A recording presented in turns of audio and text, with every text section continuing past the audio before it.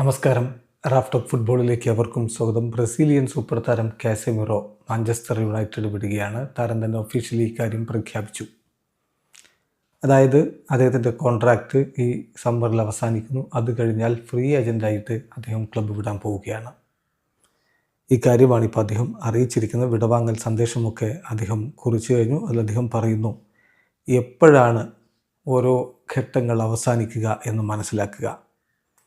അത് മനസ്സിലാക്കിയിട്ട് നിങ്ങൾ എന്നും സ്മരിക്കപ്പെടുമെന്നും ആദരിക്കപ്പെടുമെന്നും തോന്നുമ്പോൾ വിട പറയേണ്ട സമയമറിയുക. ഈ ബാഡ്ജിനും നമ്മുടെ ലക്ഷ്യത്തിനുമായി എൻ്റെ സർവവും നൽകാൻ ഇനി 4 മാസങ്ങൾ കൂടി. മാഞ്ചസ്റ്റർ യുണൈറ്റഡിനോടും അതിൻ്റെ അത്ഭുതകരമായ ആരാധകരോടും എന്നും നിലനിൽക്കുന്ന ബഹുമാനവും സ്നേഹവും ഉള്ളിലൊതുക്കിക്കൊണ്ട് എന്നെന്നും ഒരു റെഡ് ഡെവിൾ എന്ന് പറഞ്ഞുകൊണ്ട്, ഫോർ എവർ റെഡ് ഡെവിൾ എന്ന് പറഞ്ഞുകൊണ്ടാണ് അദ്ദേഹം വിടവാങ്ങൽ പ്രഖ്യാപനം നടത്തിയിരിക്കുന്നത്.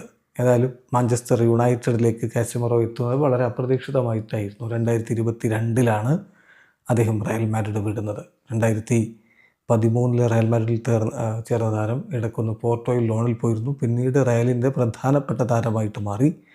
അതിനുശേഷം കിരീടങ്ങളൊക്കെ വാരി കൂട്ടിയിട്ട് വളരെ അപ്രതീക്ഷിതമായിട്ടാണ് യുണൈറ്റഡിലേക്ക് 2022 ചേക്കേറുന്നത്. അവിടെ നിന്നാണിപ്പോൾ വിടവാങ്ങാൻ തീരുമാനിച്ചിരിക്കുന്നത്. 33 വയസ്സ് മാത്രമേ അദ്ദേഹത്തിന് ആയിട്ടുള്ളൂ.